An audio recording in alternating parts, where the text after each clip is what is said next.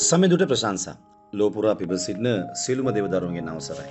තවත් ලස්සන සුන්දර දවසක් ස්වාමීන් වහන්සේ එළිය දකින්න අපිට කරුණාව ලබා තිබෙන නිසා මම ස්වාමීන් වහන්සේට මුළු හදවතින්ම ස්තුති කරනවා.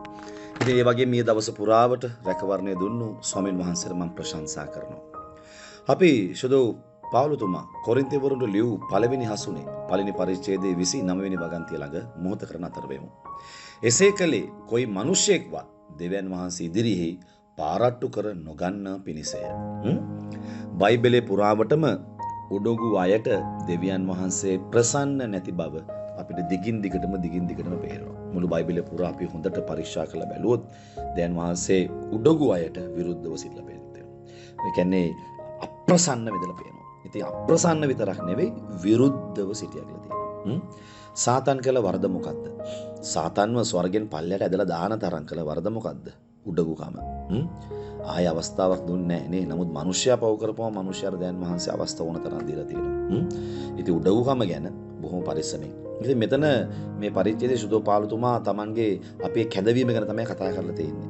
කොරින්ති සභාවට තිබ්බ ප්‍රශ්නේ මොකක්ද දන්නවද? කොරින්ති සභාවේ තිබ්බ ප්‍රශ්නේ තමයි මේ ගෲප් කල්ලි ගැහිලා හිටියා. එක එක්කෙනා කල්ලි ගැහිලා හිටියා.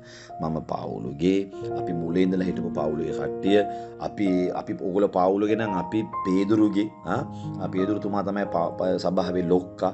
අපි මේ අපොල්ලොස්ගේ ඒ වගේ සහ උඩගු කතා මේ අතර එන්න පටන් ගත්තා. ඉතින් අපේ කැඳවීම කොයි වගේද කියලා කල්පනා කරලා බලන්න කියලා මෙතන තියෙනවා. මෙතන එන කොහොමද අපිට වඩා ප්‍රඥාවන්ත උසස් පෝසත් සුදුසුකම් තියන අය හිටියට උන්වහන්සේ අපිව තෝරගත්තේ ඒ කිසිවක් නැතිව. නේද? මෙතන කියනවා මේ උන්වහන්සේ උගතුන්න ලැජ්ජ කරන්න නෝගතුන්න තෝරගත්තා කියලා. ඉතින් අපි තමයි ඒ නිසා අපිට තියෙන සුදුසුකම් මොකද්ද බලන්න. මෙතන 28 වෙනි පදයේ කියනවා ඇත්තා වූ දේවල් නැති කරන පිණිස නැති දේවල් වැනි ලෝකයේ පහත් දේවල්ද සුළු කොට සිතනු ලබන දේවල් දයන් වස් තෝරගත්තසේක. අපි කවුද ලෝකයේ පහත් කළ සුළු කරු ලැබූ දේවල්? ඉතින් අපේ සුදුසුකම් මොකක්ද දන්නවද?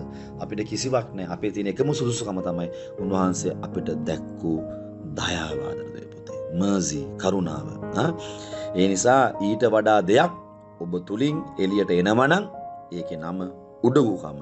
ඔබ ළඟ උඩුකම තියෙනවා නම් ඒකට කිසිම සමාවක් නැහැ.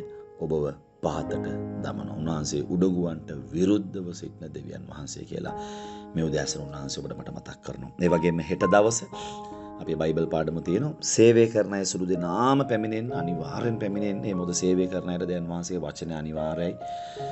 ඔබ කොච්චර ප්‍රඥාවන්ත වුණත් ඔබට කොච්චර මුදල් තිබ්බත් ඒ කිසිවකින් ඔබට සේවය කරන්න බෑ. ඒ නිසා මම ඉල්ලනවා සේවය කරන හැම කෙනෙක්ම බයිබල් පාඩමට පැමිණෙන්න. ස්වාමීන් වහන්සේ ඔබ ආශිර්වාද කරાવી. අපි නැකිටලා යාච්ඡා කරමු. ජීවමාන බලවන්ත දෙවි සමිදාන ඔබට ස්තුතිවන්ත වෙනවා මේ අනිකුතුම වචන නිසා. අද දවසේ ඔබ වහන්සේ කතා කළ මේ වචන නිසා ස්තුතියි.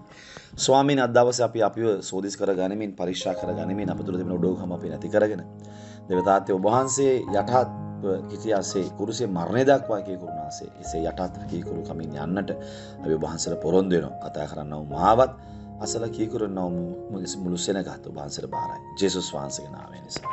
ආමේන්. ආමේන්. ආමේන්. ඉසුපිටයි. මම සමීර හැමෝම උදෑසන 4 මාට ශ්‍රී වචනකින් එතෙක් ඔබට ඉසුපිටයි.